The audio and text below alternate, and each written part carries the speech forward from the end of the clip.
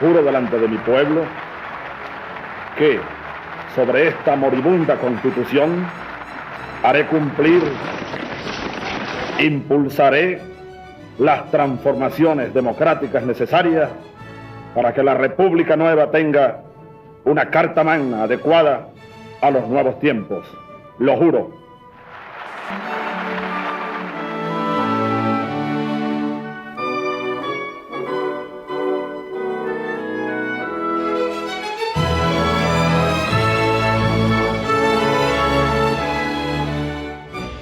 Vamos contra Maduro con esto, con aquello, con esto. Hagan lo que les dé la gana. Yo estoy aquí es para luchar y Maduro va a estar aquí hasta el último día que lo dejó Hugo Chávez. Saber qué está sucediendo realmente en Venezuela no es fácil, porque el país caribeño se ha convertido en un arma arrojadiza que la usa con igual contundencia toda la derecha mundial. Donald Trump o Barack Obama, Pablo Casado o José María Aznar, Iván Duque o Lenín Moreno, o también presión mediática, sea la CNN, el Grupo Prisa, Radio Caracol, Clarín o el Excelsior. Todos ven en Venezuela un filón político. Juan Guaidó, Mr. President, please take this message back to your country. Toda Venezuela, Fuerza Armada, estamos para liberar a este país. ¡Fuerza!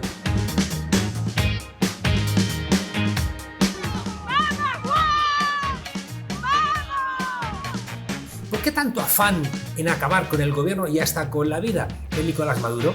¿Quién está detrás de toda esa maquinaria golpista?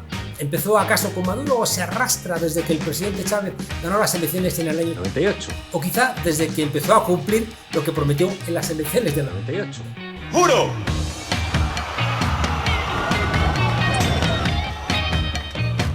Asumir formalmente las competencias del Ejecutivo Nacional como el presidente encargado de Venezuela.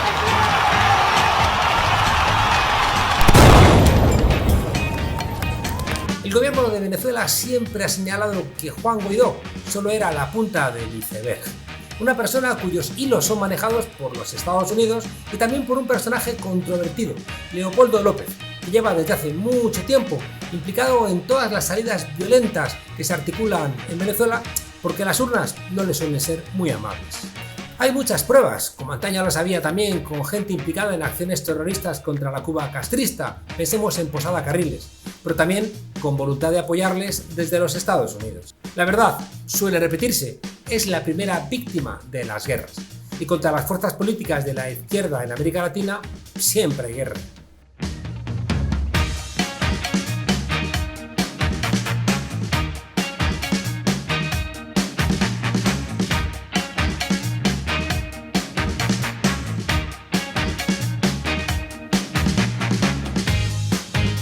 Los grandes holding de comunicación al servicio de los intereses económicos vigentes llevan años mostrándonos una visión distorsionada de Venezuela.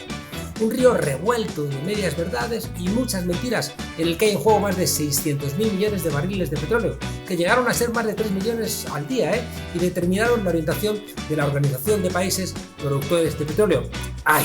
Eso Estados Unidos no lo iba a permitir. El Departamento de Justicia anuncia la apertura de una acusación formal presentada en el Distrito Sur de Nueva York contra 4 imputados, entre los que está Nicolás Maduro, así como el actual presidente de la Asamblea Constituyente venezolana, el exdirector de la Inteligencia Militar y un exgeneral de alto rango por su implicación en actividades narcoterroristas. Y ahí tenemos la explicación de esos adjetivos: narcotraficante, sátrapa, terrorista, todos lanzados para justificar comportamientos violentos contra cualquier país, con mandato o sin mandato de Naciones Unidas. Unos difaman, otros disparan. Unos ponen la tinta, otros las balas. Ha llegado la hora de la recuperación económica y necesitamos...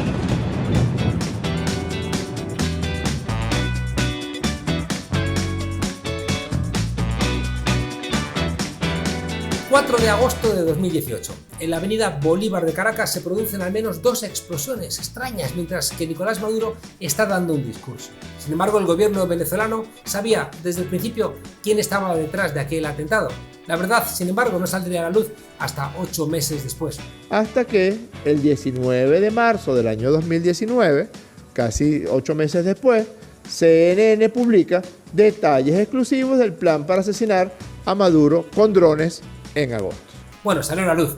Fue porque un medio americano, la CNN, confirmó el 19 de marzo del 2019 que el gobierno venezolano tenía razón y que aquello fue un intento de magnicidio.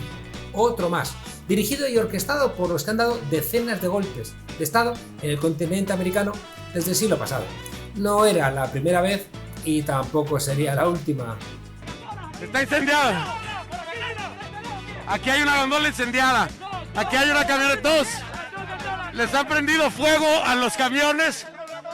Ahí lo están viendo, ahí va la medicina.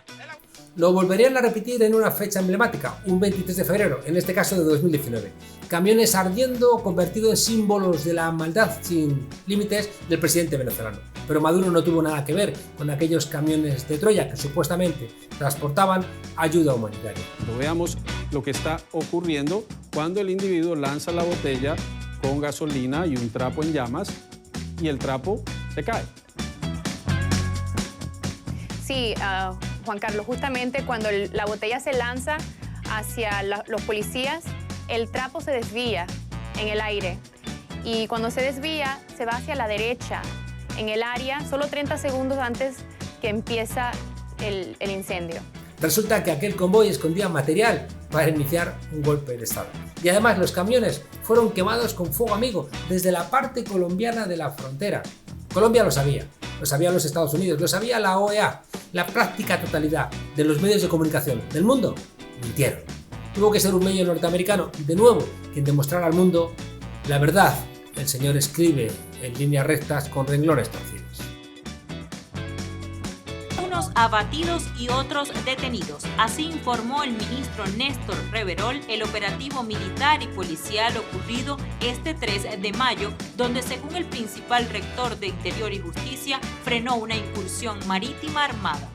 La maquinaria golpista no se ha detenido ni en tiempos del coronavirus. El 3 de mayo de 2020 un grupo de mercenarios fue rechazado cuando trataban de entrar en el país desde Colombia, fuertemente armados. Una suerte de bahía de cochinos como caricatura. ¿Dónde, cómo y cuándo y quién financió esta invasión? Hasta el 7 de mayo no supimos, otra vez a través del Washington Post, que el gobierno venezolano tenía razón cuando señalaba desde marzo a los culpables. Acuérdate que el gobierno transitorio no tiene, el gobierno, legítimo del presidente Guaidó no controla una fuerza policial en el país. Por lo tanto, se analizaron todos los escenarios, alianzas con otros países, acciones propias, alzan de gente de adentro que desconozca y se pliega a la Constitución, de los militares que están allá. El golpista Juan Guaidó llegó a firmar un contrato mercantil con una agencia de mercenarios para que invadieran su propio país. Un acuerdo que incluía un baño de sangre en Venezuela, un auténtico genocidio que iba a llevar al país caribeño lo que hemos visto en, por ejemplo, Siria. Y atención con esto, y lo han dicho nuestros aliados más importantes. Todas las opciones están sobre la mesa, y atención con esto, pero también debajo de la mesa. En ese contrato, redactado por Leopoldo López y firmado por los testaferros de Guaidó, aceptaban que el petróleo y las riquezas de Venezuela pasaban a ser gestionadas por unos mercenarios, que en caso de resultar heridos recibirían, además, una indemnización de $500.000. El patriotismo de los mercenarios, ¿qué ocurre? Pues que siempre necesita un empujón económico.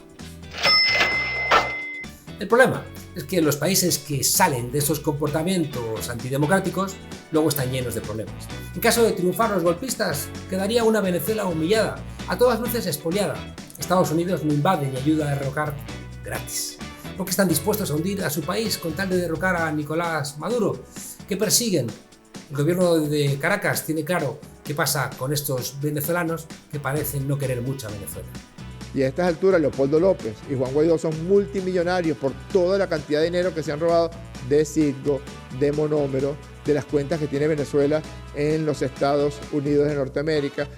El pasado 26 de junio, The Wall Street Journal publicó un informe en el que considera a Leopoldo López el verdadero gurú de la oposición violenta venezolana.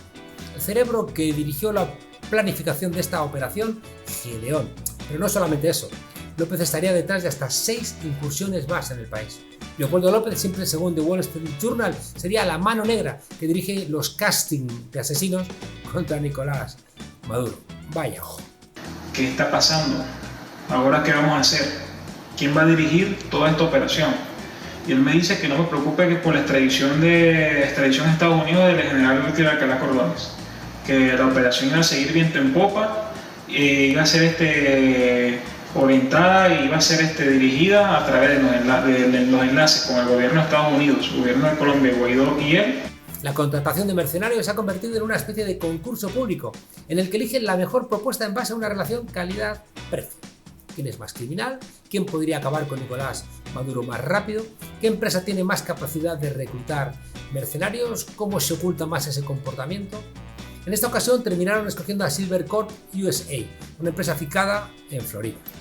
Venezolanos y compañeros de la Fuerza Armada, superiores y subalternos, hoy 3 de mayo del 2020 les habla Javier Nieto Quintero en compañía de Jordan Goudreau, miembro de las Fuerzas Especiales del Ejército de los Estados Unidos. Jordan Goudreau es un veterano de guerra de los Estados Unidos y es además el propietario de esa agencia de Silvercorp USA. En el contrato se especifica que este mercenario trabajaría como asesor de seguridad para el gobierno venezolano una vez consumado el golpe de Estado.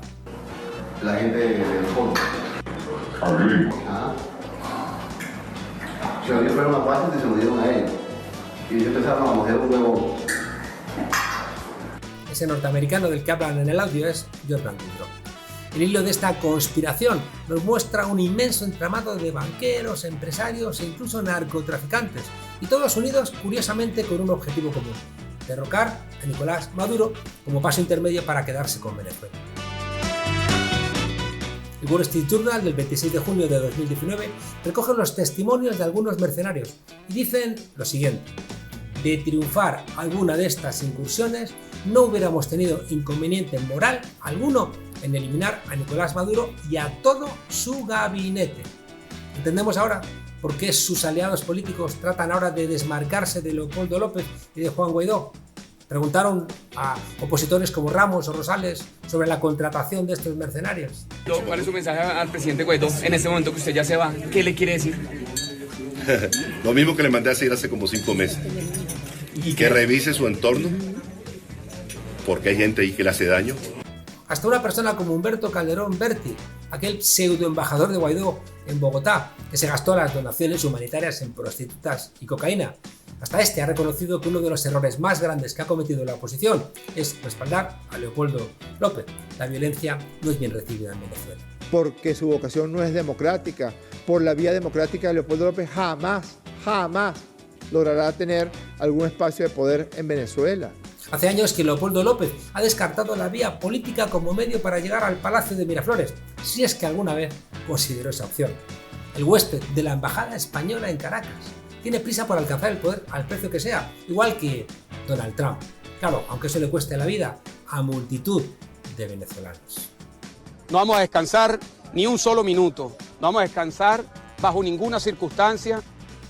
Como decíamos al principio, la mayoría de las noticias que llegan de Venezuela son siempre informaciones sesgadas, utilizadas como un arma arrojadiza en nuestros países. Mentiras que tergiversan la realidad de un país ahogado por las sanciones y embargos de los Estados Unidos y de sus aliados.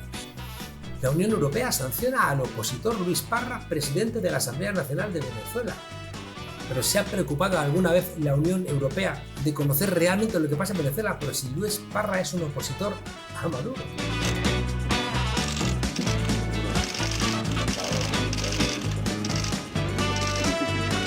El problema es que Trump puede cambiar su punto de vista sobre Venezuela de repente, como hace en su pensamiento veleta, y decir de pronto que se puede sentar con Nicolás Maduro, y entonces deja toda la diplomacia europea por los suelos.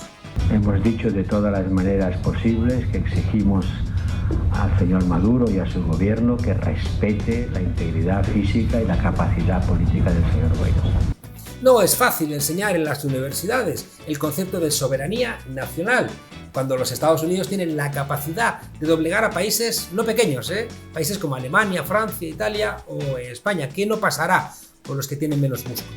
El señor Guaidó visitó la Embajada de España, estuvo allí y se encontró también, naturalmente, con el señor Leopoldo López. Por cierto, ¿qué pensaría el señor Borrell, español y alto comisionado de la Unión Europea, si Venezuela tuviera alojado en su embajada en Madrid, en España, a un personaje que quisiera derrocar al gobierno de España contratando a mercenarios y terroristas? ¿Lo imaginamos? porque las pruebas están ahí y vienen de medios que no son especialmente favorables al gobierno bolivariano. ¿Lo toleraría ningún país? ¿Por qué la Unión Europea dialoga con Irán? Porque es partidaria del diálogo y de una solución siempre por la vía diplomática y pacífica, y porque se ha puesto como se ha puesto con Venezuela. El problema de fondo es que se alimenta la ruptura de la diplomacia internacional. Se aprueban golpes ilegales como el de Irak. Se da carta blanca al asesinato extrajudicial de Gaddafi, igual que se asesinó ayer a Salvador Allende, a Torrijos, o se desaparecieron a 25.000 personas en Argentina. Siempre con el apoyo del gobierno de los Estados Unidos. Hay un problema más de fondo, y es que esa falta al derecho internacional termina regresando en forma de desprecio al Estado de Derecho en todos los países occidentales, de manera que ser tolerante con la ruptura del Estado de Derecho en Venezuela termina convirtiéndose en una ruptura del Estado de Derecho en todo el mundo.